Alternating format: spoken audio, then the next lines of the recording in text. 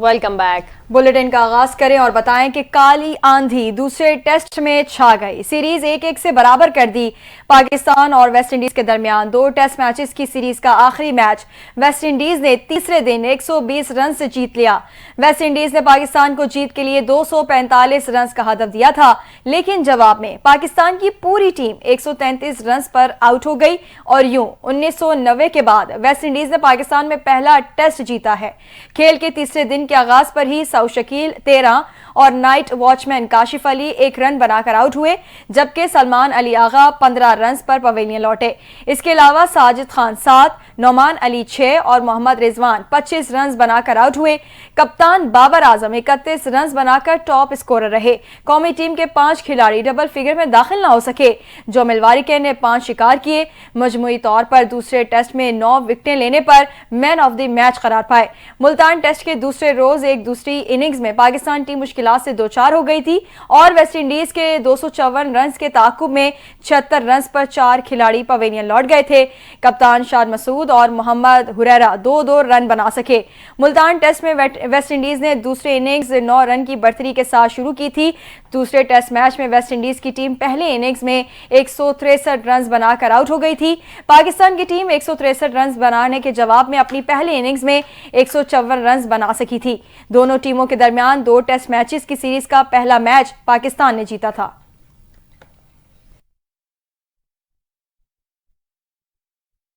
اہم خبر آپ کو دیں، ایڈیشنل رجسٹرار سپریم کورٹ کے خلاف شو کوز نوٹس کی کارروائی ختم ہو گئی۔ جسٹس منصور علی شاہ اور جسٹس عقیل عباسی پر مشتمل 2 رکنی بینچ نے فیصلہ سنا دیا۔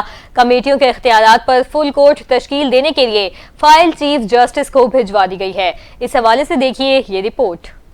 سپریم کورٹ نے ایڈیشنل رجسٹرار جوڈیشل نذر عباس کے خلاف توہین عدالت کا نوٹس واپس لے لیا۔ جسٹس منصور علی شاہ اور جسٹس عقیل عباسی پر مشتمل 2 رکنی بینچ نے ایڈیشنل رجسٹرار جوڈیشل نذر عباس کے خلاف توہین عدالت کیس کا فیصلہ سنا دیا۔ جسٹس منصور علی شاہ نے کیس کا فیصلہ سناتے ہوئے کہا کہ ایڈیشنل رجسٹرار جوڈیشل کی جانب سے جان بوجھ کر عدالتی حکم کی خلاف ورزی نہیں کی گئی، اس لیے ایڈیشنل رجسٹرار جوڈیشل کے خلاف توہین عدالت کا نوٹس واپس لیا جاتا ہے۔ فیصلے میں کہا گیا ہے کہ ججز کمیٹی اور آئینی کمیٹی نے عدالتی حکم کی خلاف ورزی کی۔ عدالت نے کمیٹیوں کے اختیار پر فل کورٹ تشکیل دینے کے لیے فائل چیف جسٹس کو بھیج دی۔ سپریم کورٹ کے فیصلے میں کہا گیا ہے کہ چیف جسٹس پاکستان اس معاملے پر فل کورٹ تشکیل دیں۔ پریکٹس اینڈ پروسیجر کمیٹی اور ججز آئینی کمیٹی نے جوڈیشل آرڈر کو نظر انداز کیا۔ جسٹس منصور علی شاہ نے فیصلے میں لکھا کہ عدالتی وقار کے پیش نظر توہین عدالت کا نوٹس کمیٹیوں کو نہیں کر رہے، یہ اہم معاملہ ہے۔ چیف جسٹس ہمیشہ کے لیے اسے طے کرنے کے لیے فل کورٹ تشکیل دیں۔ ایڈیشنل رجسٹرار نذر عباس کے خلاف توہین عدالت کیس کا حکم نامہ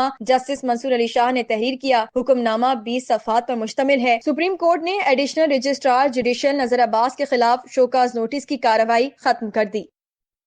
سپریم کورٹ کی جج جسٹس عائشہ ملک نے کسٹمز ایکٹ کے سیکشن 221A کی آئینی حیثیت کے بارے میں کیس سننے سے معذرت کر لی۔ کسٹمز ایکٹ کے سیکشن 221A کی آئینی حیثیت کے بارے میں آئینی بینچ میں اپیلوں پر سماعت ہوئی۔ جسٹس امین الدین خان کی سربراہی میں 8 رکنی آئینی بینچ نے سماعت کی۔ دوران سماعت جسٹس عائشہ ملک کا کیس سننے سے معذرت کر لی۔ انہوں نے کہا کہ میں کیس نہیں سن سکتی، اس کی الگ سے وجوہات دوں گی۔ اٹارنی جنرل نے کہا کہ کیس 1 ہفتے کے لیے ملتوی کریں۔ وکیل بیرسٹر صلاح الدین نے کہا کہ اس معاملے میں کافی تنازع ہے، اختیارات سے متعلق ایک آرڈر بھی آیا ہے، دیوان موٹرز کیس جلد سنا جائے۔ جسٹس امین الدین خان نے کہا کہ ٹھیک ہے، ہم کل ہی اس کیس کو سن لیتے ہیں۔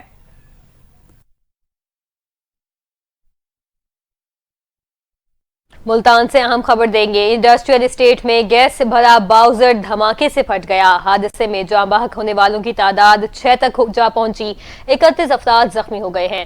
ریسکیو حکام کے مطابق LPG باؤزر میں دھماکے سے آگ لگ گئی اور باؤزر پھٹنے سے ٹکڑے قریبی آبادی پر جا گرے۔ ریسکیو حکام نے بتایا کہ کئی گھنٹوں کی جدوجہد کے بعد آگ بجھا دی گئی ہے، تاہم آگ بجھانے میں 10 سے زائد گاڑیوں نے حصہ لیا، فوم بھی استعمال کی گئی۔ سی پی او ملتان صادق علی کا کہنا ہے کہ گیس باؤزر دھماکے میں کئی مکانات تباہ اور جانور جھلس کر ہلاک ہوئے۔ انہوں نے بتایا کہ LPG باؤزر سے گیس کا اخراج جاری ہے، علاقے کو خالی کروا لیا گیا ہے۔ 13 زخمیوں کی حالت بھی تشویشناک بتائی جاتی ہے۔ ڈسٹرکٹ ایمرجنسی آفیسر کا کہنا ہے کہ نشتر اسپتال میں ایمرجنسی نافذ کر دی گئی ہے، جائے حادثہ اور اطراف میں بجلی اور گیس کی فراہمی بھی بند کر دی گئی ہے۔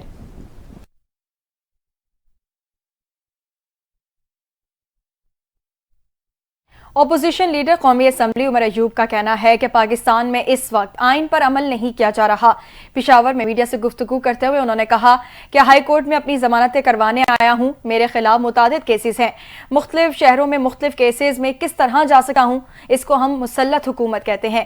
عمر ایوب کا کہنا ہے کہ 15 جنوری کو اسپیکر قومی اسمبلی کو خط لکھا، ان کو کہا کمشنرز اور چیف کمشنر کی تعیناتی کے لیے نام فائنل کیے جائیں، اس پر ابھی تک کوئی جواب نہیں آیا۔ انہوں نے کہا تھا کہ بانی پی ٹی آئی سے رہنماؤں کی ملاقاتیں کروائیں گے۔ ان کا یہ بھی کہنا ہے کہ حکومت کو ہوش کے ناخن لینے چاہیے، معیشت تباہ اور بلوچستان کی حالت خراب ہے، یہ کہتے ہیں کہ وہ فیصلے کرنے والے ہیں، فیصلے کرنے والوں کو ہوش کے ناخن لینے چاہیے۔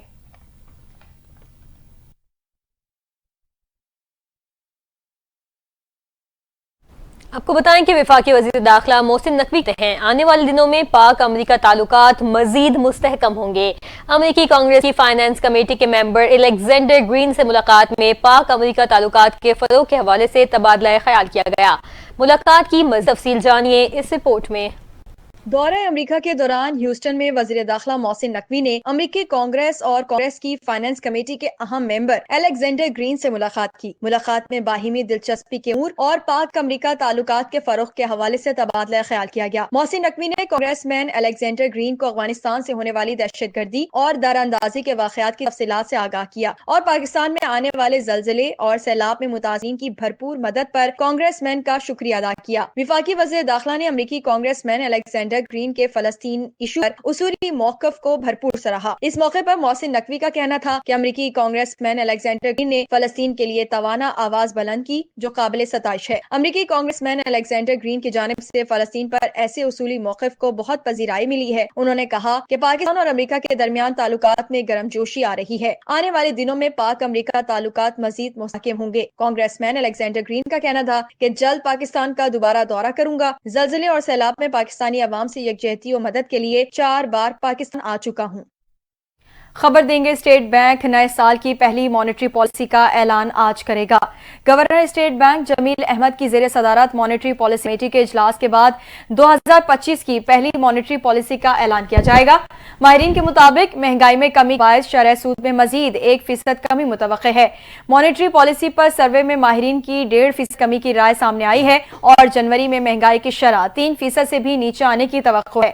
اسٹیٹ بینک مسلسل 7 مرتبہ پالیسی ریٹ میں 9% تک کی کمی کر چکا ہے، جبکہ اس وقت بنیادی شرح سود 13% پر ہے اور وزیر اعظم شہباز شریف شرح سود میں مزید کمی کا اشارہ دے چکے ہیں۔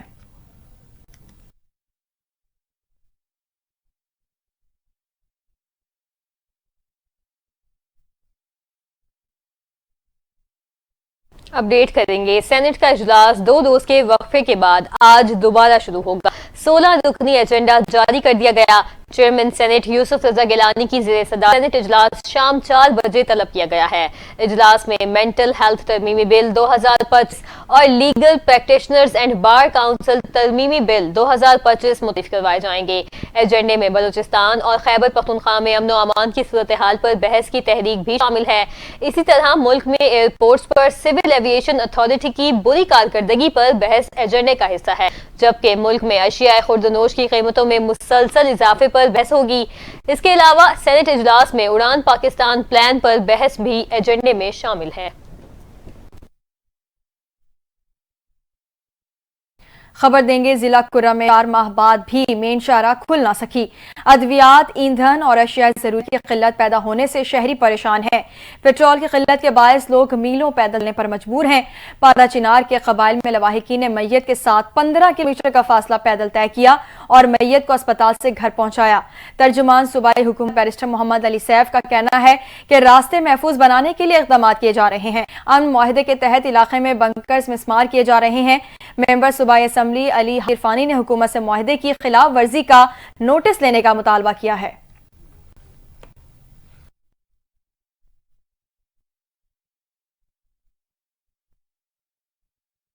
خبر دیں گے عوام پاکستان پارٹی کے سربراہ شاہد خاقان عباسی نے کہا کہ پیکا کے ذریعے آزادیوں کا گلا گھونٹ کی کوشش کی جا رہی ہے۔ ایک بیان میں شاہد خاقان عباسی نے کہا کہ جو ملک انٹرنیٹ بند کر دیتا ہو وہاں ترقی نہیں ہوگی۔ پیپلز پارٹی اور نون لیگ کا اتحاد مفاد کا اتحاد ہے۔ لندن میں پریس کانفرنس کرتے ہوئے مفتاح اسماعیل نے کہا کہ بانی پی ٹی آئی کی اپیل پر اوورسیز پاکستانیوں نے ایسا بھیجنا بند نہیں کیا۔ پاکستان میں افراط زر میں کمی آئی ہے مگر مہنگائی مزید بڑھی ہے۔ شہباز شریف صرف اپنی کرسی بچانے کے لیے بیٹھے ہیں۔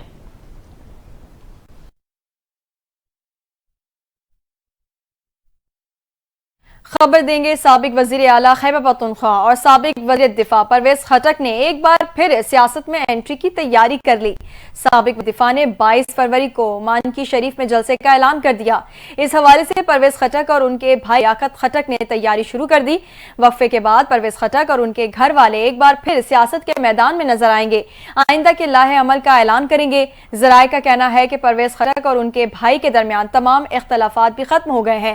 پرویز خٹک نے ضلع نوشہر سے دوبارہ مہم شروع کر دی ہے۔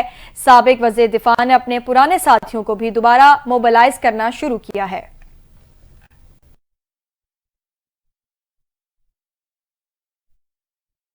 اب آپ کو بتائیں کہ گورنر سندھ کامران خان ٹیسوری نے 2 سے 3 ماہ میں عوام کو تحفہ دینے کا عندیہ دے دیا ہے۔ کراچی میں میڈیا گفتگو کرتے ہوئے کامران ٹیسوری نے کہا کہ 2-3 ماہ میں ایسا تحفہ عوام کو دیں گے کہ لوگ خوش ہو جائیں گے۔ کوشش ہے 40 سے 45 لاکھ روپے میں مڈل کلاس لوگوں کو گھر دیا جائے کہ آئندہ کوئی قبضہ کرے گا تو ہم سب مل کر قبضہ خالی کروائیں گے۔ کامران ٹیسوری نے کہا کہ ہمارا مقصد کراچی کی رونقیں بحال کرنا ہے۔ کراچی میں میراتھن بھی اسی سلسلے کی کڑی ہے۔ میراتھن میں قطر، ترکی، ایران، عمان، ملیشیا کے کونسل جنرل سمیت دیگر بھی شریک تھے۔ گورنر سندھ کا کہنا تھا کہ میراتھن میں ان سب کی شرکت عالمی ہم آہنگی اور دوستی کا پیغام ہے۔ غیر ملکی افراد کی موجودگی نے کراچی میراتھن کو 4 چاند لگا دیے۔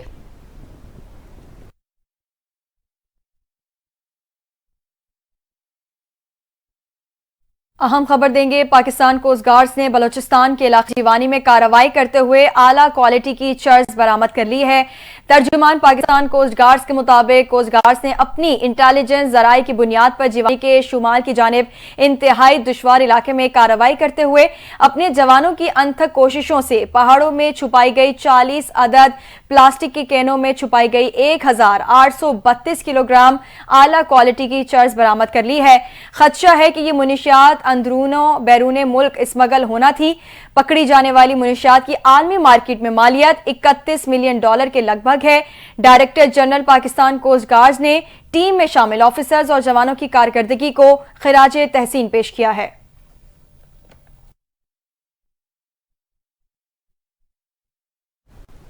رحمتوں اور برکتوں والی رات شب معراج آج مذہبی عقیدت و احترام کے ساتھ منائی جائے گی۔ مساجد میں خصوصی محفل اور عبادات کا اہتمام کیا تھا۔ علماء کرام اور مقررین واقعہ معراج اور اس کی فضیلت پر روشنی ڈالیں گے۔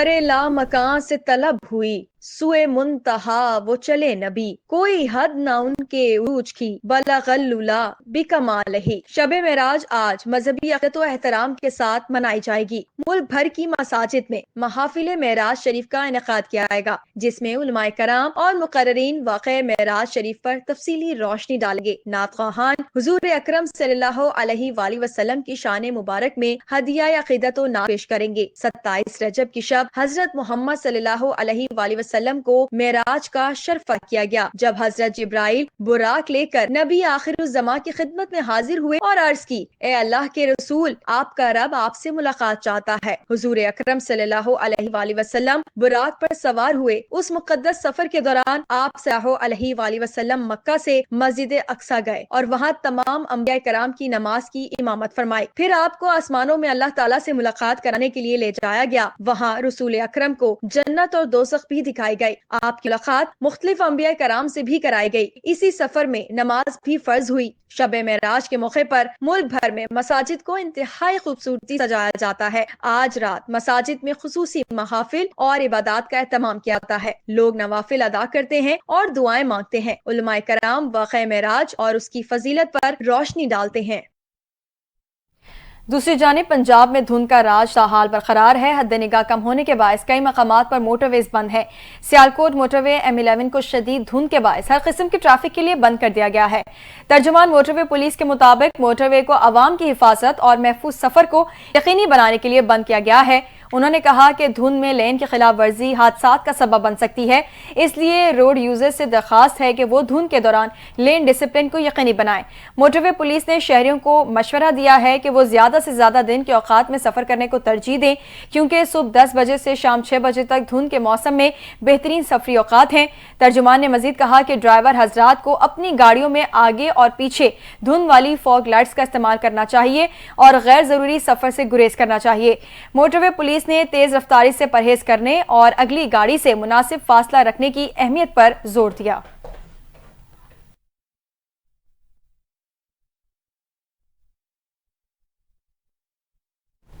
پاکستان کا اقوام متحدہ میں صاف توانائی کی منتقلی کے لیے رعایتی مالی معاونت پر زور۔ پاکستان کے نائب مستقل نمائندے عثمان جدون نے خطاب میں کہا، ترقی پذیر ممالک محدود وسائل کی وجہ سے مہنگے توانائی منصوبے مکمل کرنے کے قابل نہیں۔ مزید جانیے اس رپورٹ میں۔ اقوام متحدہ کے ہیڈ کوارٹر میں پاکستان کے نائب مستقل نمائندے عثمان جدون نے خطاب کرتے ہوئے کہا کہ ترقی پذیر ممالک محدود وسائل کی وجہ سے توانائی کے نئے اور مہنگے منصوبوں پر عمل درآمد کے قابل نہیں ہے۔ چین دنیا بھر کے ترقی پذیر ممالک کو شمسی توانائی، ونڈ پاور انرجی اور برقی گاڑیوں کے منصوبوں میں رہنمائی کر رہا ہے۔ ترقی پذیر اور ابھرتی ہوئی معیشت کی توانائی منتقلی میں مدد کے لیے مزید تعاون کی ضرورت ہے۔ پاکستان کے حوالے سے عثمان جدون نے اقوام متحدہ کو بتایا کہ ملکی معیشت کو 60% تک متبادل اور کم خرچ توانائی کے منصوبوں پر منتقل کرنے کا منصوبہ ہے، جو 2030 تک پایہ تکمیل تک پہنچے گا اور اس دوران 13,000 میگا واٹ ہائیڈرو پاور کو توانائی کے طور پر استعمال کیا جائے گا۔ عثمان جدون کے مطابق پاکستان شمسی توانائی اور ونڈ پاور انرجی کے لیے موزوں ملک ہے اور اس کے لیے $100 ارب کی لاگت کا تخمینہ لگایا گیا ہے، جبکہ 2050 تک $150 ٹریلین کی ضرورت ہوگی۔ پاکستان کے نائب مستقل نمائندے عثمان جدون نے اقوام متحدہ میں اپنے خطاب کے دوران مزید کہا کہ توانائی منتقلی کے ان منصوبوں کے لیے ترقی یافتہ ممالک اپنا کردار ادا کریں تاکہ اہداف کو حاصل کیا جا سکے۔ پشتونخوا میپ کے سربراہ محمود اچکزئی نے چترال سے بولان تک پشتونستان صوبہ بنانے کا مطالبہ کر دیا ہے۔ کوئٹہ میں پشتون قومی جرگے سے خطاب کرتے ہوئے محمود خان اچکزئی کا کہنا تھا کہ پاکستان کے حکمران نہ آئین کا سوچتے ہیں، نہ عوام کی پرواہ ہے اور نہ اسلامی روایات کا خیال کیا جاتا ہے۔ انہوں نے کہا کہ یہ ملک نہ ہی اسلامی ہے اور نہ ہی جمہوری۔ ہماری جماعت تمام انسانوں کو ایک جیسا سمجھتی ہے، کسی قوم یا نسل سے ہو اس بنیاد پر فاصلے ناپنا ہماری جماعت میں گناہ ہے۔ سربراہ پشتونخوا میپ کا کہنا تھا کہ آج پاکستان میں تمام اقوام کے صوبے ہیں، لیکن پشتونوں کو مختلف خطوں میں بانٹا گیا۔ مطالبہ ہے کہ چترال سے بولان تک پشتونستان صوبہ بنایا جائے۔ ہم یہ صوبہ ہر صورت لیں گے۔ ہم مطالبات کے لیے لڑ سکتے ہیں لیکن لڑیں گے نہیں۔ محمود اچکزئی نے کہا کہ ہمارے اکابرین نے اس ملک کے شہری کے طور پر حقوق کا مطالبہ کیا۔ جو لوگ ہمارے ساتھ اس خطے میں آباد ہیں ان کے حقوق ہمارے برابر ہیں۔ پشتون اقوام نے جو خاموش قربانیاں دیں، اب بدترین ظالم بھی مان رہے ہیں کہ پشتونوں کے لیے خطہ ہونا چاہیے۔ ان کا کہنا تھا کہ کسی حکومت میں آئین کی خلاف ورزی کی گئی تو ہم اسے نہیں مانیں گے۔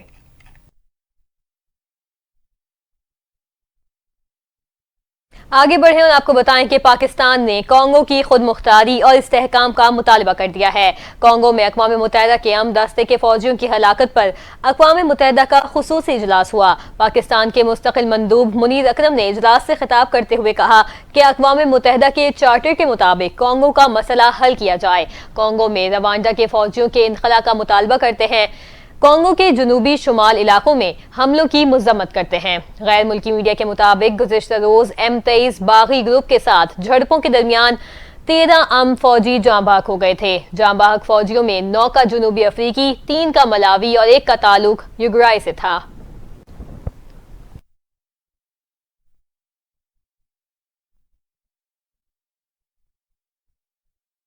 خبر دیں گے، امریکی صدر ڈونلڈ ٹرمپ نے اسرائیل کو 2000 پاؤنڈ وزنی بم فراہم کرنے کی اجازت دے دی ہے۔ صحافیوں نے صدر ٹرمپ سے سوال کیا کہ اسرائیل کو بم فراہمی پر عائد پابندی کیوں ہٹا رہے ہیں، جس پر ٹرمپ نے کہا کہ انہوں نے یہ خریدے ہیں اس لیے پابندی ہٹائی ہے۔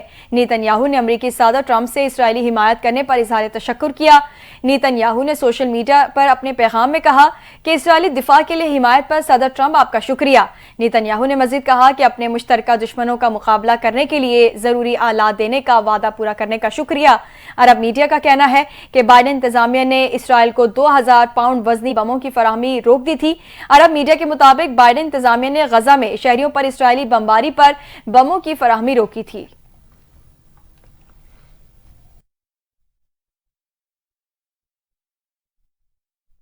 ادھر سوڈان کے علاقے دارفور میں اسپتال پر ڈرون حملے میں 70 افراد ہلاک ہو گئے۔ امریکی میڈیا کے مطابق حملے میں سعودی اسپتال کو نشانہ بنایا گیا، جس میں اب تک 70 افراد ہلاک ہونے کی تصدیق ہو گئی ہے۔ مقامی انتظامیہ نے حملے میں باغی فورسز کے ملوث ہونے کا الزام عائد کیا، جبکہ سعودی عرب نے حملے کی شدید مذمت کی ہے۔ سعودی وزارت خارجہ کا کہنا ہے کہ مغربی سوڈان میں اسپتال پر حملہ بین الاقوامی قوانین کی کھلی خلاف ورزی ہے۔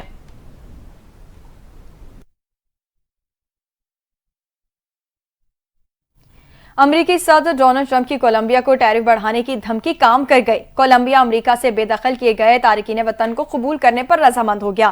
اس سے قبل امریکہ سے تارکین وطن کی بے دخلی کے فیصلے پر کولمبیا کے صدر نے تارکین وطن کو واپس قبول کرنے سے انکار کرتے ہوئے کہا تھا کہ ملک بدر کیے جانے والے تارکین وطن کو لے جانے والی پروازوں کو اس وقت تک روکیں گے جب تک تارکین وطن کو باوقار طریقے سے نہیں بھیجا جاتا۔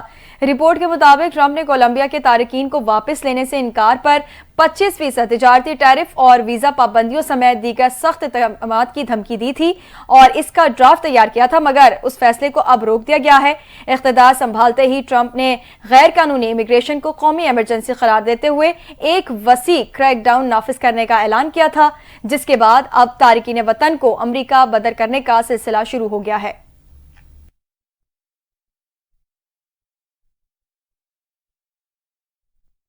اور آپ کو بتائیں کہ آسٹریلین اوپن کا مینز سنگل ٹائٹل اٹلی کے یانگ سنر نے مسلسل دوسری مرتبہ جیت لیا۔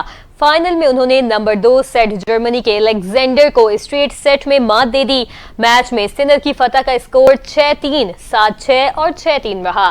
میلبرن کے راڈ لیور ایرینا میں کھیلے گئے 7 کے پہلے گرینڈ سلیم کے مینز فائنل میں عالمی نمبر 1 اور دفاعی چیمپئن اٹلی کے یانگ سنر کا مقابلہ نمبر 2 سیٹ جرمنی کے الیگزینڈر سے تھا۔ میچ میں یانگ سنر نے شاندار کھیل کا مظاہرہ کیا اور حریف کی ایک نہ چلنے دی۔ پہلا سیٹ انہوں نے بآسانی 6-3 کے اسکور سے جیتا، جبکہ دوسرے سیٹ میں ان کو حریف سے کچھ ٹف ٹائم ملا، جس میں انہوں نے ٹائی بریکر پر 7-6 کے اسکور سے فتح سمیٹی۔ البتہ تیسرا سیٹ انہوں نے صرف 3 گیم ڈراپ کر کے 6-3 سے اپنے نام کر لیا۔